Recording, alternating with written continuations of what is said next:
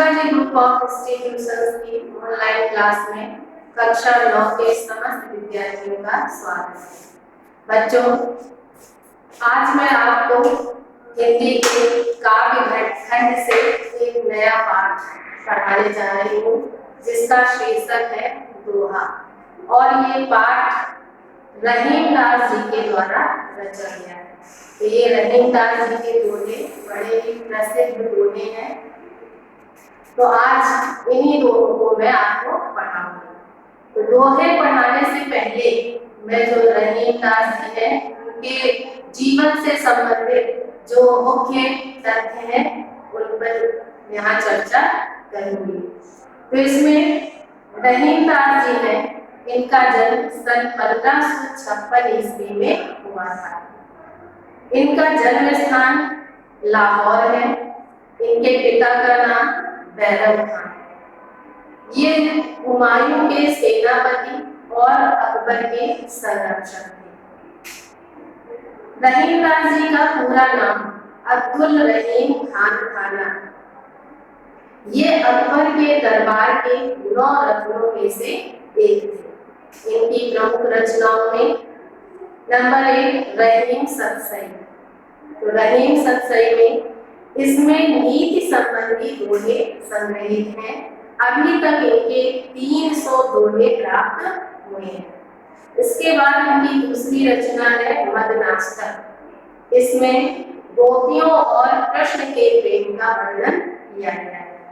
इसके बाद तीसरी रचना है बरवय नायिका भेद। तो इसमें बरवय छंद में नायिकाओं के भेदों का वर्णन है। इसके बाद रचना है रास पंचाध्याय। तो यह श्रीमद् भागवत पर आधारित रचना है। इसके अतिरिक्त इनकी अन्य रचनाओं में श्रृंगार सुरभा और नगर शोभा है। इनका अगर युग देखें तो ये शुक्ल युग के या प्रेमचंद्र युग के कवि माने जाते हैं। इसके बाद इसमें पाठ में दिया गया है पहला दोहा। पहला दोहा है जो रहीम उत्तम प्रकृति का करी सकत कुसरु चंदन विष व्यापत नहीं लिपटे राहत जब। इसमें सबसे पहले संदर्भ लिखेंगे। तो इसमें संदर्भ में क्या लिखेंगे कि प्रस्तुत काव्यांश हमारी पाठ्य पुस्तक हिंदी के दोहा शीर्षक से अवतरित किया गया है और इसके रचयिता रहीमदास जी। प्रसंग में लिखेंगे कि यहाँ पर संगति के प्रभाव का वर्णन किया गया है। व्याख्या कैसे होगी? रहीमदास जी कहते हैं कि जो रहीम उत्तम प्रकृति, जो रहीम माने रहीमदास जी कहते हैं कि जो व्यक्ति उत्तम प्रकृति उत्तम स्वभाव के होते हैं का करी सकत कुसंग। उनका कुसंग माने सुगत है, कुसंगति का करी सकत माने क्या कर सकती है। अर्थात कुसंगति का जो प्रभाव है वो साधारण व्यक्तियों पर होता है। जो उत्तम स्वभाव के लोग होते हैं उन पर बुरी संगति का कोई प्रभाव नहीं होता है।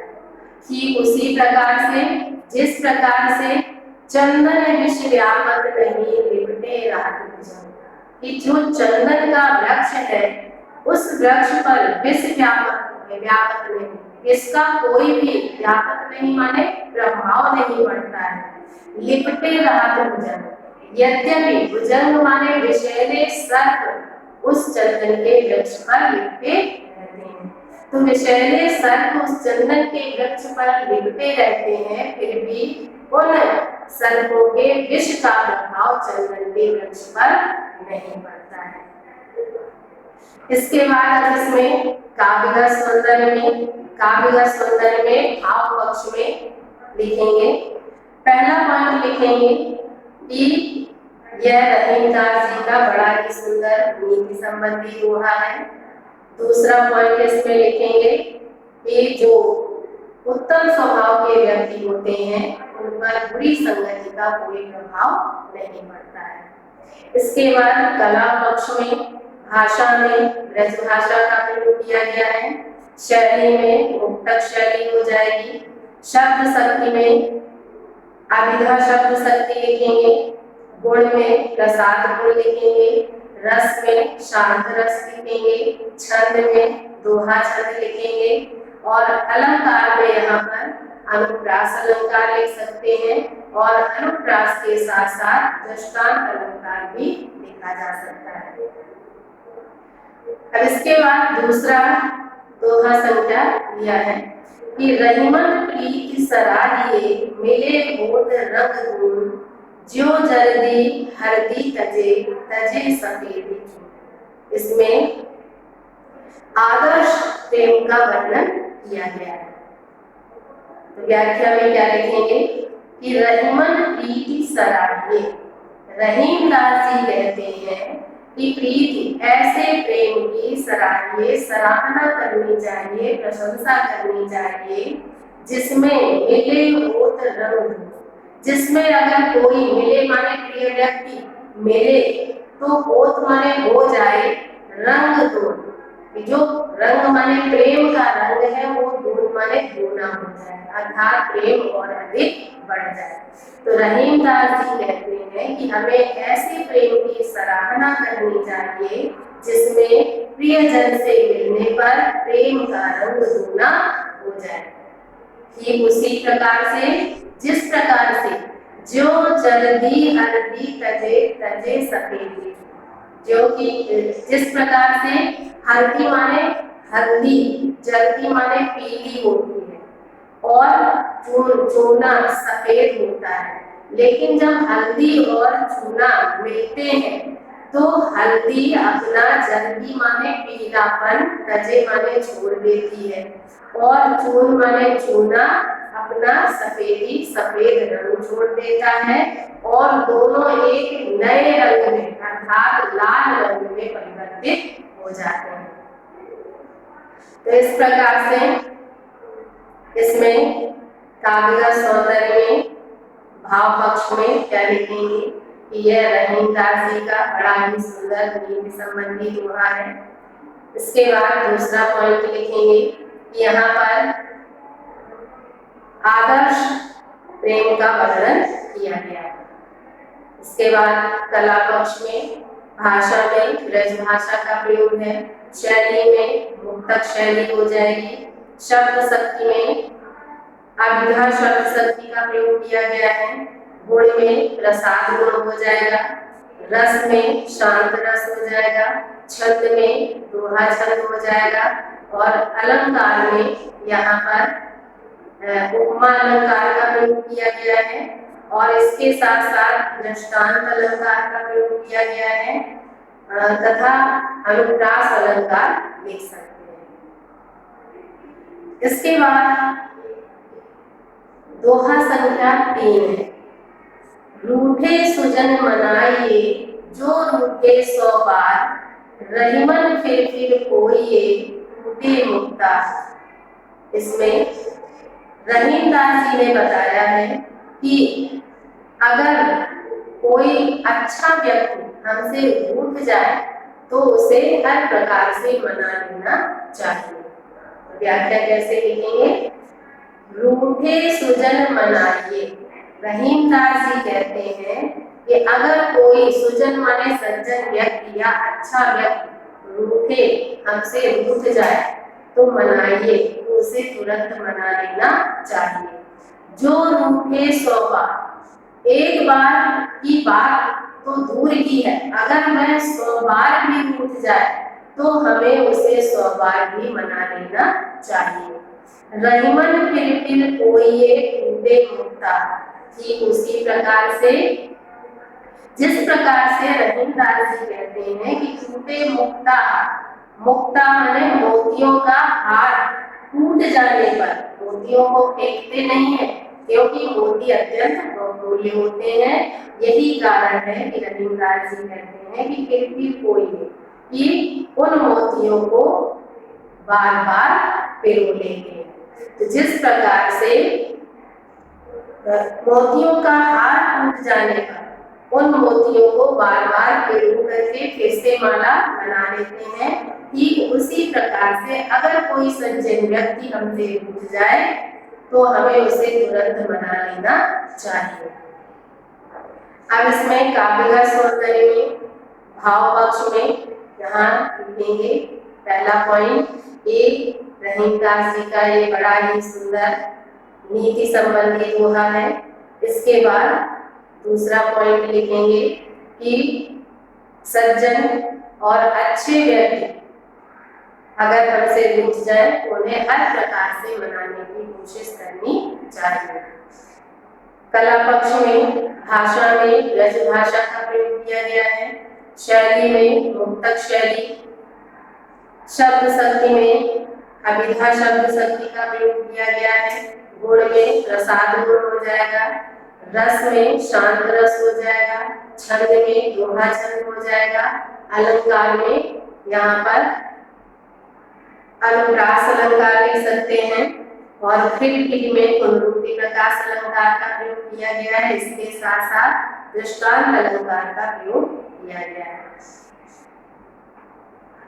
इसके बाद दोहा संख्या 4 दी गई है।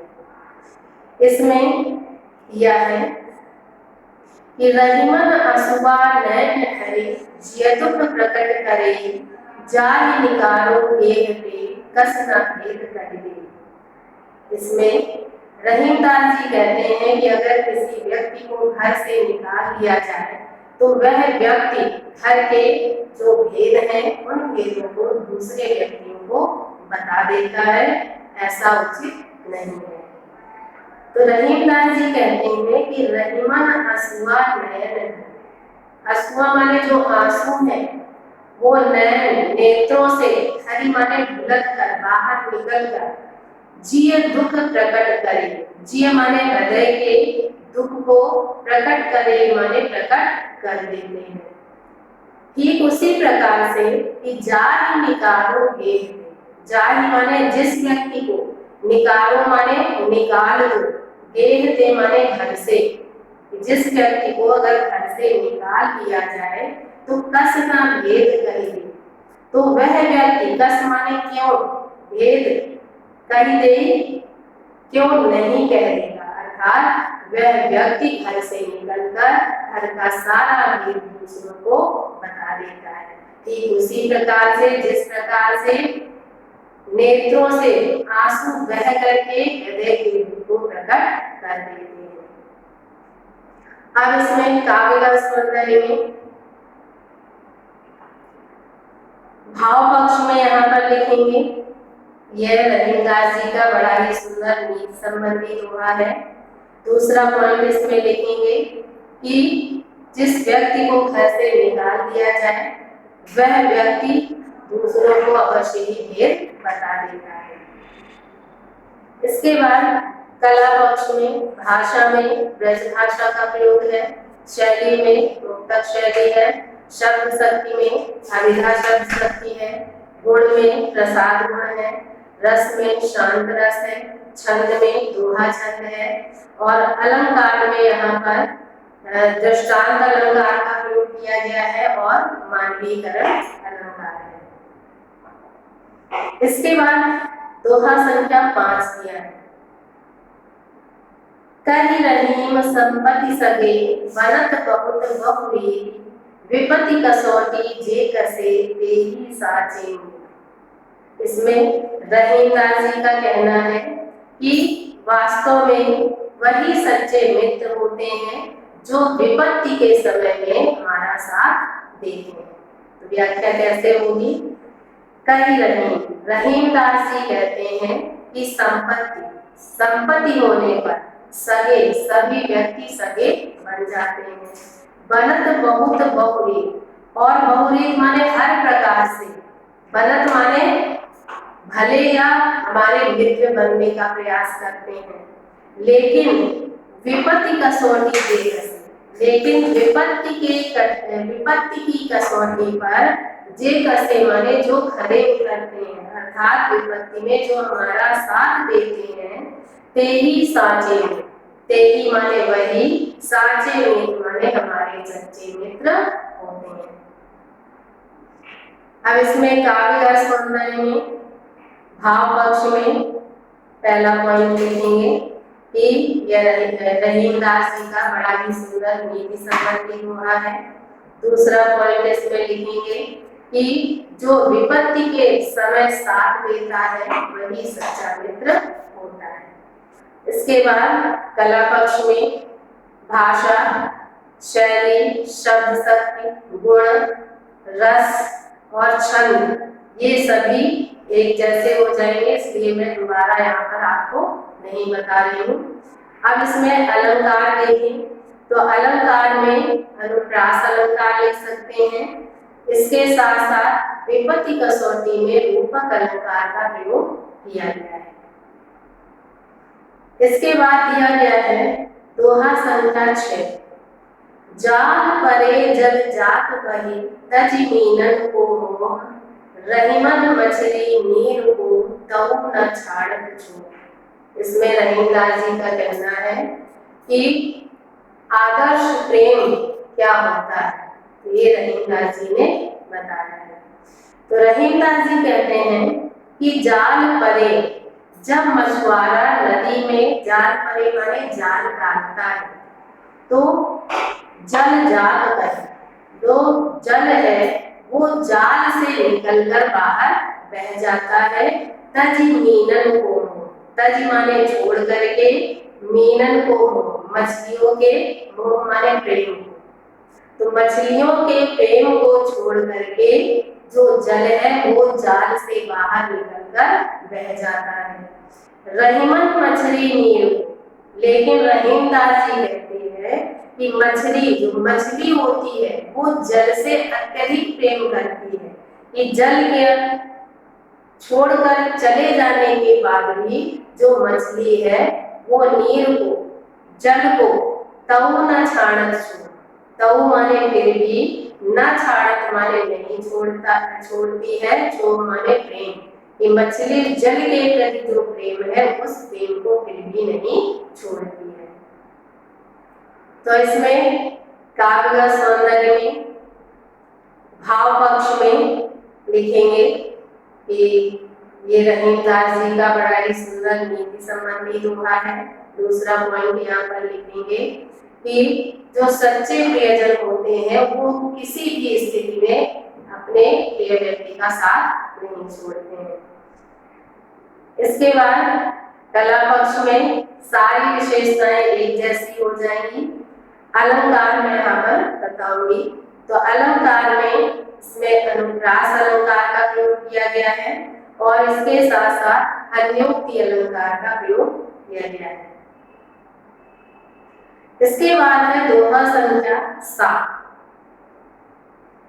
दीन समन को लखत हैं, दीन ही लखे न कोई, जो रहीम दीन ही लखे, दीन बन कुसम हो। इसमें रहीमदास जी कहते हैं कि जो व्यक्ति दीनहीन व्यक्तियों की सहायता करते हैं वास्तव में वे ईश्वर के समान हो जाते हैं। तो रहीमदास जी कहते हैं कि दीन समन को लखत है, कि जो दीनहीन व्यक्ति है वो समन को माने सबकी ओर, लखत है आशा भरी दृष्टि से, लखत माने देखते हैं, सहायता पाने की दृष्टि से देखते हैं। दीन ही लखे न हो, लेकिन कोई भी व्यक्ति दीन ही लखे न, उस दीनहीन व्यक्ति की ओर नहीं देखता है, उस पर ध्यान नहीं देता है।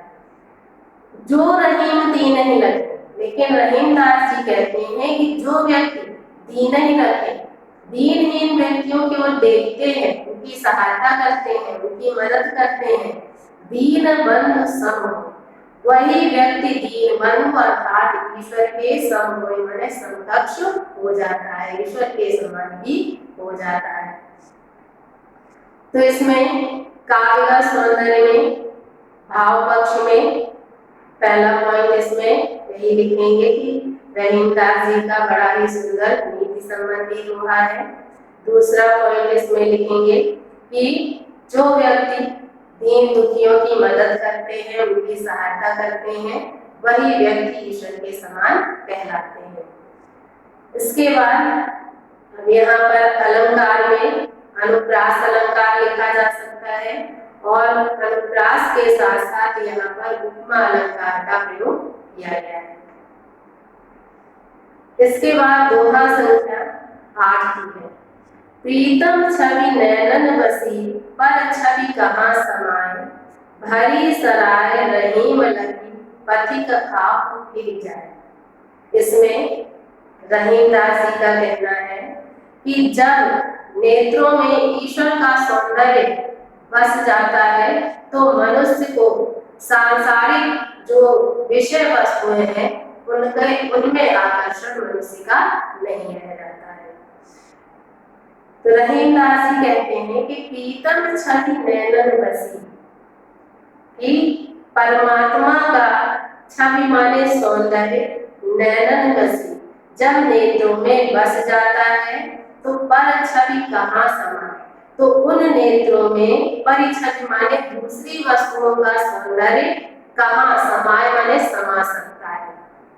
भरी सराय रहीम लगी, पथिक आप फिर जाए, कि उसी प्रकार से जिस प्रकार से भरी हुई सराय माने धर्मशाला को लगी माने देख कर, तो रहीमदास जी कहते हैं कि उसी प्रकार से भरी हुई धर्मशाला को देखकर पथिक जो पथिक है आप फिर जाए, स्वयं ही उस धर्मशाला से वापस लौट जाता है, उसमें प्रवेश नहीं करता है।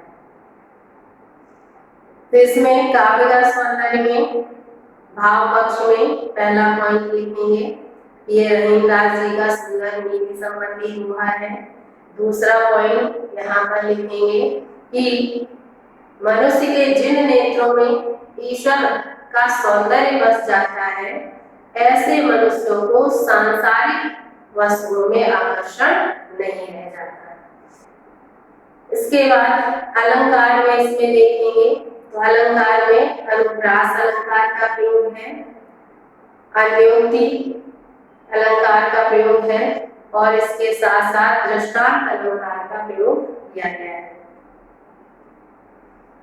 इसके बाद दोहा संख्या 9 है। रहीमन धागा प्रेम का, मत तोरे चटकाए, टूटे से फिर ना जुरे, जुरे गांठ पड़ जाए। इसमें रहीमदास जी कहते हैं कि जरा सी बात पर आवेश में आकर हमें जो दूसरों के प्रति प्रेम संबंध है उसको नहीं तोड़ देना चाहिए। तो रहीमदास जी कहते हैं कि रहीमन धागा प्रेम का, कि प्रेम का जो धागा है मत तोड़े, उसे नहीं तोड़ देना चाहिए, चटकाए माने झटक कर, अर्थात जरा सी कटता मन में कटता आ जाने पर आवेश में आकर के हमें प्रेम के धागे को नहीं तोड़ देना चाहिए। अर्थात जरा सी बात पर हमें किसी के साथ जो हमारा प्रेम का संबंध है उसे नहीं तोड़ना चाहिए। टूटे से फिर ना जुड़े, क्योंकि अगर किसी से एक बार भी प्रेम संबंध टूट जाता है तो टूटने के बाद फिर न जुड़े। हम लाख प्रयास करें लेकिन फिर भी उससे जो प्रेम है वो हमारा पुनः नहीं जुड़ पाता है, स्थापित नहीं हो पाता है, जुरे गांठ पड़ जाए। अगर किसी भी प्रकार से प्रेम संबंध हम स्थापित भी करना चाहते हैं तो गांठ पड़ जाए, ईर्ष्या और द्वेष की गांठ हमारे मनों में पड़ जाती है। ठीक उसी प्रकार से जिस तरह से कोई धागा अगर हम झटक कर तोड़ देते हैं तो उस धागा को हम पुनः नहीं जोड़ सकते हैं, और अगर हम उसे जोड़ना चाहें तो उसमें गांठ अवश्य ही पड़ जाती है। तो इसमें भाव पक्ष में देखेंगे तो ये रहीमदास जी का बड़ा ही सुंदर नीति संबंधी दोहा है। दूसरा पॉइंट इसमें लिखेंगे कि किसी के प्रति जो प्रेम भावना है हमें जरा सी कटुता आने पर नहीं तोड़ना चाहिए।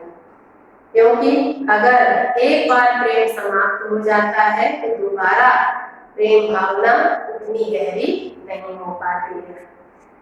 इसके बाद अलंकार में अगर देखें तो अलंकार में अनुप्रास अलंकार लिख सकते हैं और अनुप्रास के साथ साथ यहाँ पर रूपक अलंकार का प्रयोग किया गया है। इसके बाद दोहा संख्या 10 है। कदली सीप भुजंग मुख स्वाति एक गुण तीन, जैसी संगति बैठिए तैसोई फल दी।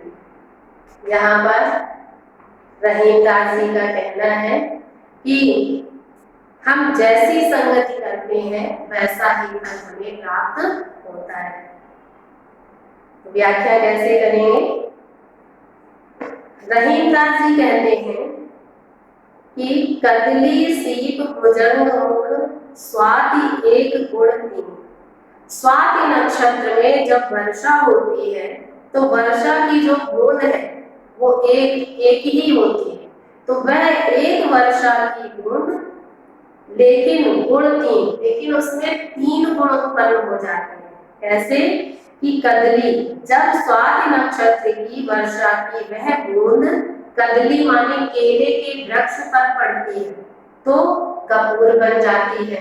सीप, अगर सीप के अंदर गिरती है तो मोती बन जाती है। और भुजंग, और भुजंग माने सर्प के मुख में गिरती है तो विष बन जाती है। तो स्वाति नक्षत्र की वर्षा की बूंद तो एक ही होती है, लेकिन वह बूंद अलग अलग जगह पर पड़ने पर उसमें अलग अलग गुण उत्पन्न हो जाता है। इसीलिए रहीमदास जी कहते हैं कि जैसी संगति बैठी, हम जैसी संगति में बैठेंगे तैसो ही फल ही, वैसा ही फल हमें माने मिलता है, प्राप्त होता है। तो संगति हमें वैसा ही फल दीन माने देती है। तो इस तरह से काव्य का सौंदर्य में भाव पक्ष में पहला पॉइंट देखेंगे, ये रहीमदास जी का बड़ा ही सुंदर नीति संबंधी दोहा है। इसके बाद दूसरा पॉइंट यहाँ पर लिखेंगे कि यहाँ पर संगति के प्रभाव का बड़ा ही सुंदर वर्णन किया गया है। इसके बाद अलंकार में देखेंगे तो अलंकार में अनुप्रास अलंकार लिख सकते हैं और इसके साथ साथ दृष्टांत अलंकार का प्रयोग किया गया है। इसके बाद है दोहा संख्या 11। तरवर फल नहीं खाते हैं सरवर पिए न पान, कही रहीम पर काज हित संपत्ति सचै सुजान। इसमें रहीमदास जी का कहना है कि जो सज्जन व्यक्ति होते हैं उनकी जो संपत्ति होती है वो सदैव परोपकार के लिए ही होती है। तो व्याख्या में क्या लिखेंगे कि तरुवर फल नहीं खाते। तरुवर माने जो वृक्ष है, फल अपने फलों को नहीं खाते हैं, स्वयं नहीं खाते हैं। सरवर पिए न पान, और सरवर माने जो तालाब है वो पिए न माने नहीं पीते हैं, पान माने अपने जल को स्वयं नहीं पीते हैं। कही रहीम पर काज, रहीमदास जी कहते हैं कि पर काज, दूसरों के हित के लिए संपत्ति सचै सुजान, जो सुजान माने सज्जन व्यक्ति होते हैं वो अपनी संपत्ति को संचय माने इकट्ठा करते हैं। उनकी जो संपत्ति होती है वो सदैव दूसरों के काम के लिए होती है, दूसरों के हित के लिए ही होती है। अब इसमें काव्य सौंदर्य में भाव पक्ष में पहला पॉइंट सेम होगा, ये रहीमदास जी का बड़ा ही सुंदर नीति संबंधी दोहा है। दूसरा पॉइंट लिखेंगे कि सज्जन व्यक्ति सदैव अपना जीवन दूसरों के हित में ही समर्पित कर देते हैं, उनकी संपत्ति दूसरों के हित के लिए ही होती है। इसके बाद अलंकार में अनुप्रास अलंकार है और अनुप्रास के साथ साथ यहाँ उदाहरण अलंकार का प्रयोग किया गया है। इसके बाद दोहा संख्या 12 है। रहीमन देखी बड़ेन को लग न दीजिए डारी, जहां काम आवे सुई कहा करे तलवार। इसमें रहीमदास जी का कहना है कि चाहे व्यक्ति छोटा हो चाहे बड़ा हो, हर व्यक्ति का अपना महत्व होता है, तो हमें किसी की उपेक्षा नहीं करनी चाहिए। तो रहीमदास जी कहते हैं कि रहीमन देखी बड़े को, रहीमदास जी कहते हैं बड़े माने बड़े व्यक्ति को देख कर लव न दीजिएगा, लव माने छोटे व्यक्ति को डाली न दीजिए, त्याग नहीं देना चाहिए। तो रहीमदास जी कहते हैं कि बड़ी वस्तु या बड़े व्यक्ति को देखकर छोटे व्यक्ति या वस्तु को त्याग नहीं देना चाहिए, उसकी उपेक्षा नहीं करनी चाहिए। क्योंकि जहां काम आवे सुई, कि जहां सुई काम आती है, सुई का काम होता है, कहा करे तलवार, तो वहां पर तलवार क्या कर सकती है। अर्थात जब सिलने का काम होता है तो सुई ही काम आती है, तलवार से सिला नहीं जा सकता है। तो सुई का भी महत्व है और तलवार का भी महत्व है। तो इस प्रकार से इसमें काव्य का सौंदर्य में भाव पक्ष में पहला पॉइंट लिखेंगे, यह रहीमदास जी का बड़ा ही सुंदर नीति संबंधी दोहा है। दूसरा पॉइंट लिखेंगे कि यहाँ पर रहीमदास जी का कहना है कि चाहे बड़ा हो या छोटा हो, सबका महत्व होता है। बच्चों अब है दोहा संख्या 13। इसमें दिया गया है कि यो रहीम सुख होत है, बढ़त देख निज गोद, ज्यो बढ़री अखियां निरखी, आंखें को सुख हो। तो इसमें रहीमदास जी कहते हैं कि अपने कुल की वृद्धि को देखकर सभी लोगों को प्रसन्नता होती है। व्याख्या कैसे करेंगे कि यो रहीम सुख होत है, रहीमदास जी कहते हैं कि सुख मिलता है, बढ़त देख निज गोद, बढ़त देख माने बढ़ता हुआ देखकर, निज गोद माने अपने कुल को, या अपने कुल को बढ़ता हुआ देखकर या अपने कुल की वृद्धि देख करके सभी को सुख मिलता है। ठीक उसी प्रकार से जिस प्रकार से जो बढ़ी अखियां निरखी, जिस प्रकार से बढ़ी माने बड़ी बड़ी अखियां निरखी, आंखों को देखकर आंखों को सुख, आंखों को सुख मिलता है। तो इसमें काव्य का सौंदर्य में भाव पक्ष में पहला पॉइंट लिखेंगे, यह रहीमदास जी का बड़ा ही सुंदर नीति संबंधी दोहा है।